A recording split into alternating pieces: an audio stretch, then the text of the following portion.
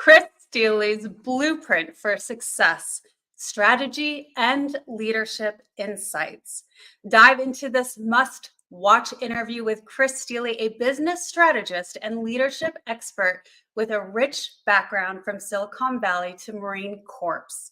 As the leader of GPS Business Group, Chris shares his proven strategies in team building, strategic planning, and conflict resolution.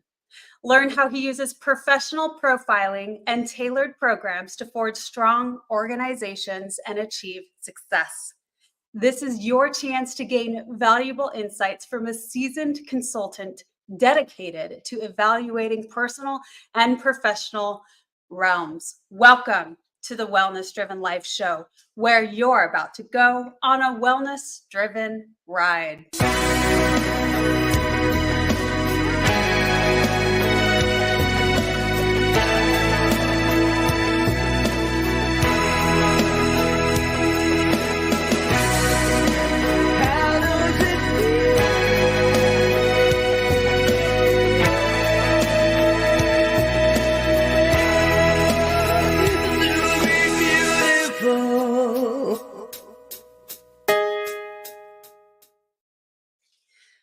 Let me share a little bit about the incredible guest that we have here on the show today.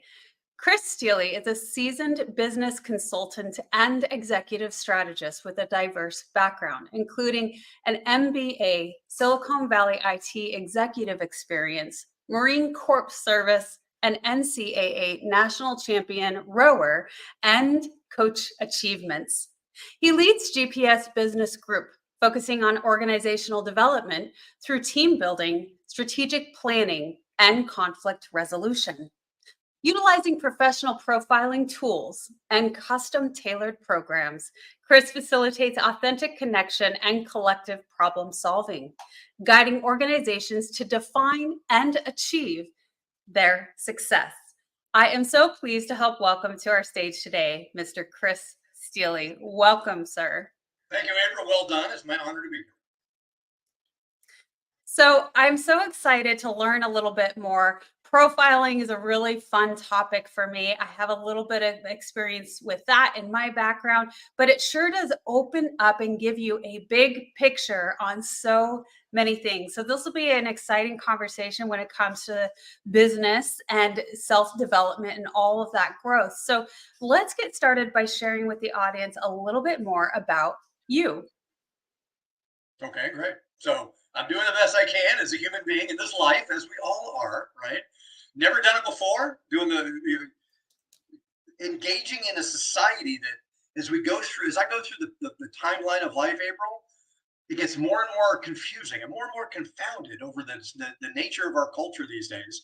And it galvanizes my purpose to realize that I'm here for a reason. So purpose-driven guy, been doing it all my life, raised in the cornfields of Indiana, and had this kind of noble ethic of really kind of doing what it takes. My father was a Marine, also a Baptist minister. My background is in excelling in athletics, as you mentioned, NCAA National Rowing Championship. So I've been all about performance. We won a national championship in a four-man shell, and it's all about team when you're in a boat like that. And then when the war started, when Desert Shield turned to Desert Storm, it was my patriotic duty to go to war. So I'm a patriot. So I signed up as a Marine Corps logistics officer and did that for the next 24 years, mostly in the reserves, 4 years active duty. And that kind of galvanized an ideal. The Marine Corps, we say, is the last bastion of pure leadership because it's all about people. A lot of people have got this ideal about the Marine Corps that it's all about war and killing. No, it's about people. It's about inspiring people to do what it takes to achieve the mission, right? And then, of course, earned my MBA, got some business chops doing logistics, IT, things like that. And then about 20 years ago, I basically became unemployable. I got bitten by the bug, the purpose bug. So I've embarked upon what I now call my crusade to make the world a better place based on the unique value and talents that I've got. So I now work in context, taking everything I've done as a performance expert into businesses that understand the value of holding their teams accountable to innovate the way they think, develop strategies that work, and execute those strategies with precision, military precision. And again, do what it takes to get the job done. So I'm living in Central Florida now. I'm Orlando, Florida, which is where I went to school, and I love the state of Florida. It's where I am right I have yet to go to Florida. I'm excited to do so. I know that sounds insane as an adult, right? To say such a thing, but yet so much of what I hear, Chris, is this was really ingrained from the early on. This pride, teammanship, all of these things that really help when it comes to stepping into leadership. And I love how you said it, the purpose bug. You got the purpose bug, and then you just went off with that and skyrocketed. I would love to know a little bit about what has it been like for you when you stepped into this entrepreneurial journey, and you're a guy with a lot of different backgrounds, so you're able to, you know, showcase so many aspects, have a lot of conversations with many different people, all on so many concepts of business when it comes to IT, the people relationship, people first concept, right? And so what has it been like for you, or what are some of the key things that you have noticed going into it with an extensive background like you? now. So as I reflect, it was very uh, driven life to achieve an objective, which at the time was corporate leadership, right? Got my degree, military service, field grade officer, got hired by a company that understood the value of that ethic of leadership and competence with IT and logistics. And I did that. And after about 8 years it was with a public company, big company. After about 8 years, I, I got this feeling that I was in the wrong place. I was in these ranks of people in a corporate dynamic where people were employees, and like Loverboy says, everybody was working for the weekend, right? And they just wanted to do the bare minimum just to get by, and there was this undertone of basically mediocrity, and I just couldn't tolerate that anymore. It was something that I'm a big seminar guy. I think we should all take ourselves on, and there's some really great seminars and books and programs, and I took a couple of them, and I realized what my purpose was and why I was put here on the planet. And that's when I said, okay, I'm kind of done with the corporation, right? The ranks of that's what we used to call it, where people are just like the living dead. They're just walking around, just basically making a buck and not being inspired. I heard it said recently, April. The statistic is that 80% of the workforce doesn't like what they do. 80%, and I'm like, I don't get that, So I embarked upon what I now again I call my crusade, and it's a labor of love. It's joy to help people come to terms with what they're all about, and then work in those corporate ranks to break people free of those chains that are holding them down from being the people that their creator meant for them to be. So I Mm. guess it's an inspired journey, and that's what I've committed my life and the rest of it to doing that. So, Well, Chris, I hear the terminology crusade. What does that mean to you? It sounds like you're a very spiritual man, and I would love to know that side of you. so it's funny when I think of the crusade. Crusade it harkens back to the vernacular of the Marine Corps, the mission, right? We're on a Mhm. crusade. Think of I always love the genre of superheroes, right? I'm sure we have icons in our lives that are our heroes, right? Think of the caped crusader, right? He's on a crusade, right? For me, it's a metaphor, and that's one of the things I teach. I'm an NLP practitioner, April. I help people tap into their unconscious capabilities and leverage their genius competencies because we all have them. So for me, crusade is a metaphor of knowing that I'm here to make an impact and and save the world, right? And just do that part, and using the metaphor of Yeah. heroism, superhero, and realizing that I have competencies and skills and capabilities, and it's my responsibility to apply Mm, those to make the mm. difference I was put here to make. So that's why I call it a crusade. And you're right; it's practically a spiritual crusade. I always defer to my Creator's purpose for me, ultimately, and surrendering to the power of God within me every day of my life. Yeah. And that allows me the power to go at that crusade in the face of a world that, it's tough to recognize these days. Look at the level of division, the level of fear that it's probably at its peak level from my life that I've experienced. Yeah. And I'm here to do something about that. And I think we all are, right? So I challenge everybody to kind of pick up their own gauntlet and what is their crusade as well. I know what mine is, and I help other people inspire them to find out what theirs is too. Ah, that's a beautiful thing. There's so much out of what you just said that that very much inspires me. And I come from a law enforcement background. I feel like so many people who go into that first responding sort of military aspect is where it's a servitude, right? And you initially want to put on that superhero cape in order to serve and in order to make a difference in the world. So that's very innate within you. And the other thing that I really loved hearing from you, Chris, was that you said it's my responsibility.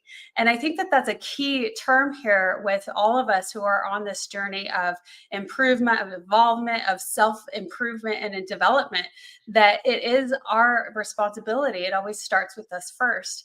And going into the spiritual aspects, not a lot of us like to say that term or phrase or God or what have you, but I feel that you just can't go about life without it. It's like saying that you don't have skin. It's the essence of it. We're spiritual beings, and having that concept and moving through that with everything that we do in life is essential. What has it been like for you when it comes to business, when it comes to corporate, when it comes to really, stepping on the stage and leading others to kind of mold that into discussion? So I believe, kind of dovetailing off what you said, April, that we are spiritual beings on an earthly journey. I've come to realize that through challenges in my life, losing my mother at a young age, right? Coming to terms with the essence of spirit that I am. As I talk about my heart, right? Being heart centered, being oriented toward the essence of who I really am in my core. I mean, you see this face and these hands and everything. That's not who I really am. I am a spiritual essence, and I've that's not even a concept for me. That's just a reality, right? And you're right. As you apply that into business, again, I've got an MBA. I've been around the block. I've worked with companies that are very profit driven, and businesses have to make profit in order to be successful. Nothing wrong with making profit. But if their profit is their primary motivator, their primary driver, that's going to erode away at a culture of authentic performance and service and making the real difference they're here to make. So I like to work with companies to help make sure they understand what their vision is for why they are a company. And just to be clear, April, as I define the word company, a lot of people think company, right? It's like a logo, a building, a brand. A company is actually a group of people, just like in the military. You have a company of Marines, a platoon of Marines, a squad of Marines, but it's a group of people that come together to make a difference. So it's the company that makes the difference. And if you can get that human essence and that spirit to shine through in the context of what a company really is, present company included, right? That's how we can make a difference. And to understand that with that vision, that purpose, that mission and those values, those core values. Which one of the things I love to do is teach people and help them understand what their personal values are in life, because we all have them and we get to determine what they are. And then distill corporate values as well, those core values, and then challenge companies to live from those values to make a difference. And we don't necessarily overtly say that it's spiritual, but frankly, April, just like you said, you can't help it. It is. I understand that. And eventually through the process, I think people come to terms with the fact that, something, I am much more empowered and powerful as a human being when I realize my spiritual essence. And I love it when people get that in their lives. Mm, yes. I asked that question, Chris, because it's sort of this topic. I mean, we talk a lot about it on the Wellness Driven Life Show because it's just one of the buckets that we're always in discussion on. And I've had people say that, if you want to be a public speaker, you can't bring spirituality into it. Well, I think that's wrong. And I think that that is shifting rapidly with how we discuss things. I feel that it's really just the way that you speak and how you integrate it into a speech or a discussion. And so it sounds to me like bringing some of the things like values is something where we start to bring in that heart center focus, where there's more bigger picture understanding of we're more than, and we are community and team working together. Right. It's funny because we talk about spirit in business. The challenge, April, is that a lot of people think that spirit means religion. And religion is something that's taboo in business. Right. Religions are different theologies, different doctrines, dogmas, and belief systems, right? BS, belief systems, if you want to call it that. And people espouse those and they realize that it's theirs is the way and it's the only way. So therefore, everybody else is wrong. And what those religious theologies and doctrines promote is division. And if you get people that are on extreme levels of division, I could probably, off the top of your mind, you could probably think about 12 different religious constructs, right? And they're out there. There's so many of them. And they all believe, they have this BS that their way is the only way. And I think that in business, especially, business gets to be inclusive. One of the things I love facilitating is diversity and inclusion initiatives, getting people to truly understand the value of including everybody, regardless of their age, their gender, their religious preferences. And that's different from spirit, right? So if you put religion in the space, you're going to create division. But you can talk about the essence of spirit, which we all have. So that's the difference, is understanding the difference between a divisive ethic on religion and theology and dogma versus one thing we all have in common. We are all spiritual beings, right? And once we get that, we become more empowered to work together in a more collaborative way. We do. And you talked a little bit about that you bring in neuro linguistics into this, and where we have things become a little more sticky when you know the right techniques in order to create better patterns. Now, you talked a little bit about beliefs, and those beliefs can be so strong. And I'm sure that's something that really led you into wanting to learn more about the brain and how we can go throughout the world making changes that are more powerful for us in a great way. Tell me a little bit about what got you into that.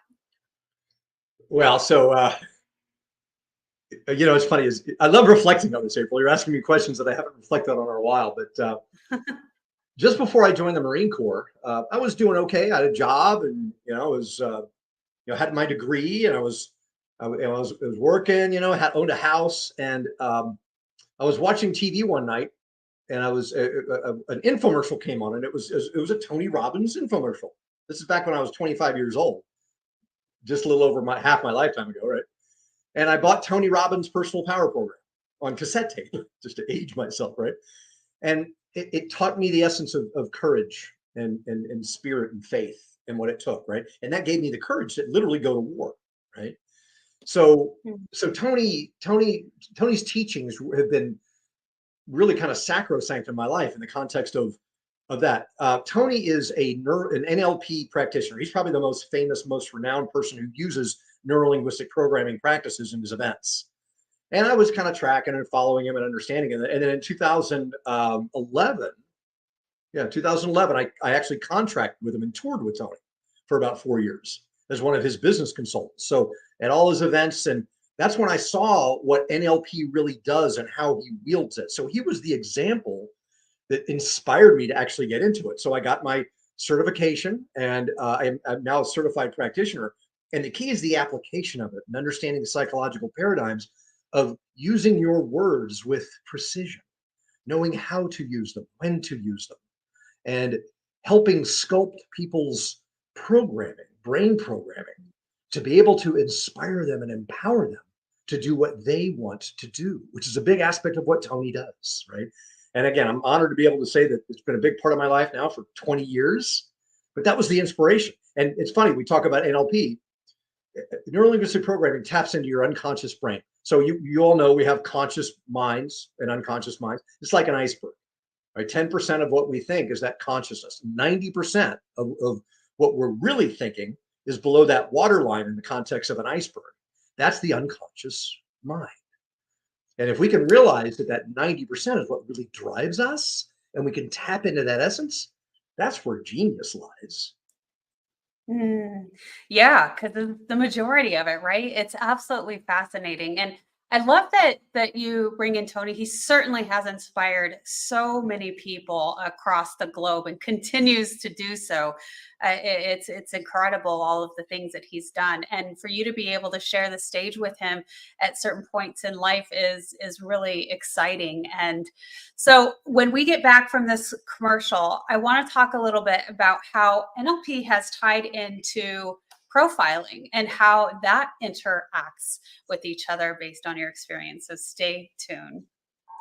Are you ready to take control of your ride to wellness? Rev up with Driven Living.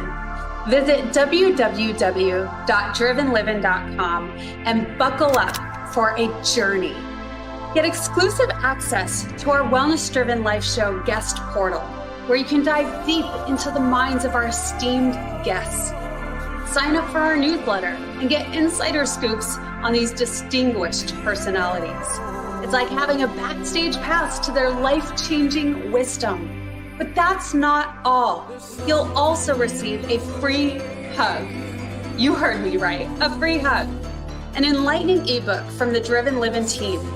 Discover the science-backed benefits of hugging yourself. It's a fill-up for your wellness tank.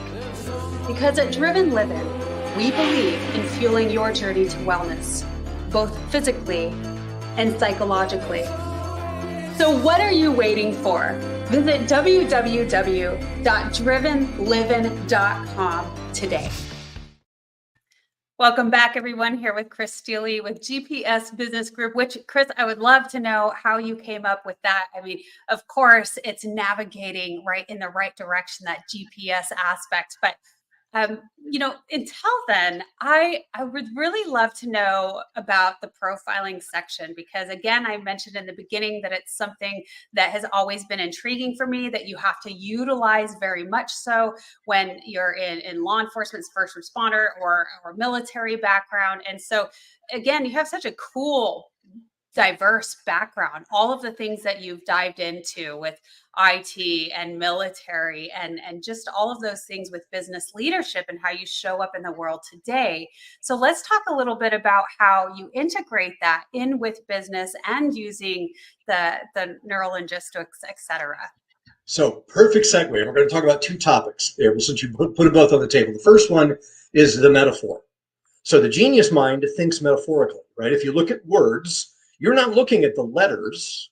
You're not necessarily even looking at the words. You're looking at the meaning behind the words. And once you understand that construct, then you can start realizing, you start basically hanging pegs off the meanings of things, and you can improve your memory. And just to answer your question, the GPS brand, of course, again, you're right. It's like a compass, right? It's direction. And that's what I do. That's what my team and I do, is we actually give businesses direction, right? And it's also an entendre. It's actually it's a triple entendre, if there is such a thing. Mm-hmm. Notice how we're thinking right now is like, well, what's a triple entendre? What I'm doing is I'm exercising your mind to consider what an entendre really is. It's a meaning. It's a double meaning, nay, a triple meaning, right? I was featured in a book. My first book I was featured in was an anthology called GPS for Success. And it was featured Stephen Covey, John Gray, Les Brown. I knew Stephen Covey before he passed. You're speaking to my heart, Chris. I love Stephen Covey. Stephen Covey was great, right? And I knew him personally, and I know John Gray, Les Brown, and I've got it. So these people are people that are mentors in my life. So the meaning of the book was goals and proven strategies for growth, profit, and success. So notice the entendre, the triple entendre. And what we're doing right now is, if you can apply yourself toward multiple meanings, it exercises a metaphor in your mind, and you start hanging meanings on pegs. It's kind of hard to understand it, but it's deeply psychological. But that's why I named the business what it is. Direction, goals, proven strategies, growth, profit, success. And we can kind of understand it from there. And that helps people expand their consciousness and their psychologies. So that's the first point. And to your second point, I believe that as human beings, I say that we're kind of flesh and bone meat packages. We're all doing the best we can with the bodies we're given, keeping them well and fit. And I love that your wellness driven show is all about wellness, whether it be physical fitness, mental fitness as well, and of course, emotional fitness. Those are the three primary tenets that I speak from. And it starts with knowing yourself, knowing ourselves. And there's lots of profiles out there that can allow people to understand who they are and why they are. That's really, frankly, the first step toward purpose, I believe. And the first profile I think I ever took in my life was probably about 40 years ago. It's the classic Myers-Briggs, right? Everybody knows Myers-Briggs. It's a great construct to hang meaning off of relative to your introversion, your extroversion. I'm an ENFP, and you probably know that. People are like, oh yeah, that guy's an ENFP. You can tell by the way people are. So Myers-Briggs, DISC, Wealth Dynamics, Colby, Human Design, Enneagram, really a lot of great profiles. And the key is to do one of them, right? So you can start making distinctions around what your competencies are as a human. I'm certified in one that I believe is the best one. It's called the PDP Pro Scan. It's a Professional Dynametrics program. I found it about 10 years ago, and that's the one that I use. And it's a derivative of DISC, which has been around for about 40 years now. And it introduces people to what their natural tendencies are, what they're trying to be, and the difference between the two creates a level of stress. And you actually, it gives you a third dimension on, why am I stressed? What am I doing for whatever reason? And there's two types of stress, April. There's good stress and bad stress. There's good stress, which is eustress, EU stress, eustress. And that's good stress. That's how the Olympic champions become Olympic champions, is they stress themselves out. They challenge themselves. They go to the gym. They run the extra mile. That's positive stress, positive pressure. And then there's negative stress. It's distress, where people are running away from fear or running away from pain or trying to, stay within their comfort zones, right? Because they're just afraid. So the imperative is to realize that you're going to stress yourself out one way or another. Ideally, make it positive stress, eustress. And what the PDP profile does, it shows you how stressed out you are. And by the way, stress is not necessarily a good thing. I mean, even if it's good stress, it can cause high blood pressure. It pushes your body. You don't want to be in that eustressed state all the time. So it's important to be able to make those distinctions on how we are stressing ourselves out as champions or people that are running away from something, and then make those distinctions and make the changes that we believe, based on our unique crusades, what we need to do to be the empowered leaders that we must be. So profiles are where it's at.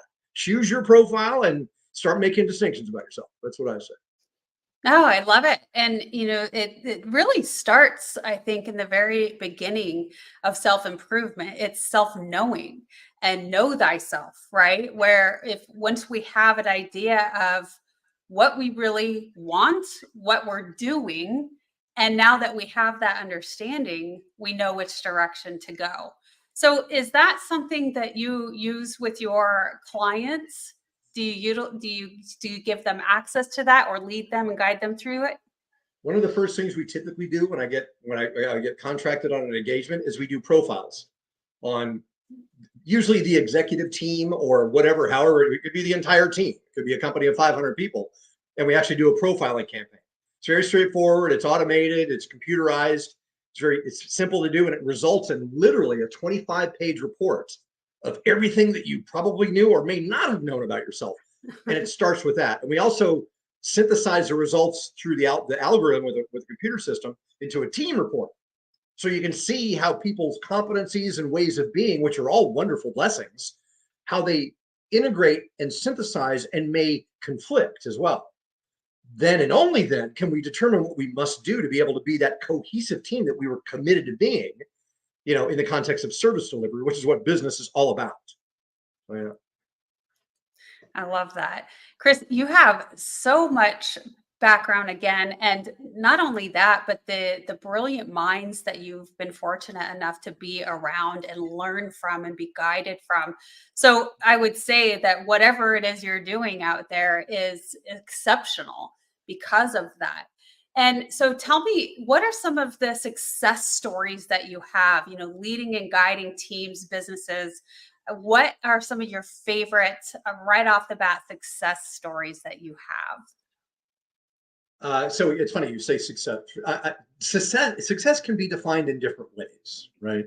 There's success stories based on companies that generated more top line revenue, so through a sales and business development optimization campaign, right? There's success stories of people that were able to develop a culture that was more congruent with their values, and they determined that to be success. There's success stories around people extracting people from their teams because they were caustic. That was considered success as well. So I think it's funny. I'm all over the internet. I've got a LinkedIn profile, but I think one of my favorite success stories was I got an award in 2020 through the International Association of Facilitation for a Facilitation Impact Award, where I worked with a company for a year, and we exceeded their top line revenue goals over the course of a campaign, basically a 1-year campaign. And again, it's all over the internet. It's on my website. It's on my website. It's on the my LinkedIn profile as well. And it was Facilitation Impact Award, and it took basically a year. We actually set a very lofty goal, and we exceeded the goal in the context of top line revenue.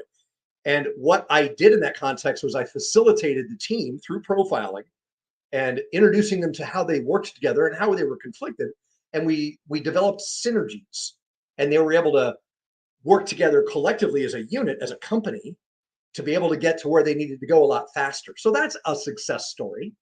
I've worked with McKinsey. Everybody knows McKinsey and Company. That's probably my favorite one. I consider it to be my life's work. I've worked with McKinsey, hired me as a consultant to work with their consultants to, when you think about McKinsey, right? McKinsey, big bad consulting firm, a little controversial and everything, but they brought me in to help transform the lives of their consultants and be more authentic and congruent with the services they deliver based on why they were what they were, what their competencies were, and challenge them to think differently about themselves. Again, innovating the way they think about themselves.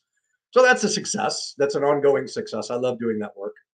But again, there's just so many that I love. I love facilitating corporate board retreats with companies that want to, again, galvanize that solidarity and work more together like a well-oiled unit, like a company, like a Marine Corps unit, if you want to call it that, right? Because that's my background. And it's not militant, it's not big bad, it's not crushing. It's about collaboration and knowing that I got your back, and knowing that that we're working together as a team, and that you got my back as well. Then and only then can you have trust and conflict, effective conflict. You have to have conflict, but it gets to be good, productive, effective, professional conflict, while everybody's commitment toward accountability and results, right, with a functional team. Yeah, well, like you said, it's creating synergy, and it's creating win-win opportunities. And like you said, you have to have the conflict, in order to come to those win-win scenarios. So I think that's really wonderful. Chris, what are you most excited about right now? All of the things that you're creating and doing, what are you most excited about that you're doing now and creating for the future? Well, I'm excited right now because I'm jumping on a plane here in a couple of hours. I'm flying across the country to be part of a conference with other world-renowned professional facilitators, right? So I'm excited about that. I'm excited to make some new relationships and new connections with people and kind of foster old ones. But what really excites me, April, is the condition of the world that we're in right now, right? Back to that division, that uncertainty. And it's exciting to know that we can get past this. We can work together in the context of that crusade as crusaders to make the difference we were put here to make. And every day I wake up with joy in my heart, feeling excited that that's my responsibility. So that excites me. I got about 20 years of good work left in me at least. And it's exciting to know that I'm going to be the difference that I was put here to make. And that just excites me. I love that. Well, because you're on the Wellness Driven Life Show, I would love for you to share, Chris, because you look like a very fit, healthy, energetic man. And like you said, you've got so much more to do, so much more work, so many more people to inspire. What are some of the things that you do on a daily basis, especially when you're traveling so much and you're inspiring so much? I mean, many people could say, well, that's a lot of energy going out there, right? And so how do you maintain that? How do you recharge your battery? So we're talking, it's a synthesis, frankly, April, of the three components of fitness: physical, mental, and emotional. So awareness of that, and realizing that my physical body gets to be conditioned. It gets to be fit. And fundamentally, I mean, the way I do it is diet. Food is medicine, right? Realizing that the food that we eat is fuel, right? But treat it as medicine, supplementing it with medicine that we know that we need. I've got a unfortunate history of Alzheimer's. My father passed of Alzheimer's about 13 years ago. And ever since then, I've been understanding the way the mind thinks, which leads to mental fitness, right? Mm-hmm. And there are nutraceuticals that you can take to supplement the fuel you put into your body that help balance the brain and foster neuroplasticity, which is what causes Alzheimer's. So physical fitness intake as well as exercise, whether it be stretching. I just half an hour ago I was on my rowing machine. I've got a rower here in my living room, and I'm rowing. Every day, just something, just having that ethic of fitness, and not just thinking about it, but actually doing it. So physical fitness, burning calories, and also putting fuel into your body.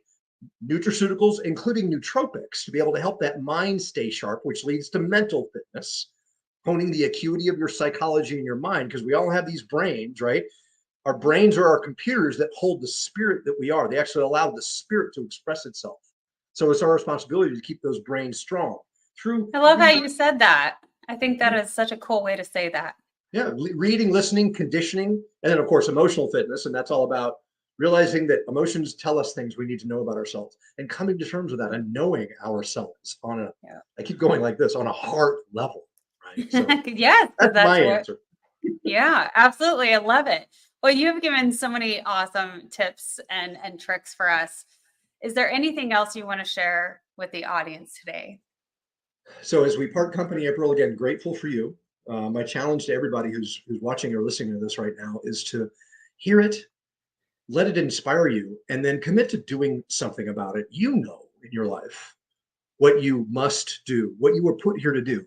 If you don't, then make it a point to determine what that is and commit to that level of actualization, self-actualization, and then embark upon your crusade, right? Don't let another day pass without being that person that your creator put you on this planet to be, to make the difference that this world so sorely needs these days. And you are an empowered force for that good. So that's my challenge to everybody, is just be that change that the world needs. Chris, that's beautiful. Thank you so much. It truly has been an honor to have you on the Wellness Driven Life Show. I want to make sure everyone knows where to find you. I've had it displayed on the screen for those of you watching. Is www.gpsbusinessgroup.com. For those of you listening in, again, www.gpsbusinessgroup.com. Easy peasy. Check it out. Be a part of that crusade. And I'm so excited about that. Chris, again, wealth of knowledge, incredible, extensive background, and all of the people that you've had the pleasure of being a part of, you certainly bring an incredible amount of value to anyone and any company and every business, that works with you and alongside you. So again, everyone knows where to find you, and it is also always in the description below. Leave your comments. We'll be sure to get back to you. And thank you again, Chris. Thank you to our audience. Without you, the show wouldn't be possible. Thank you, April. You're welcome. So goodbye for now, and we will see you next time.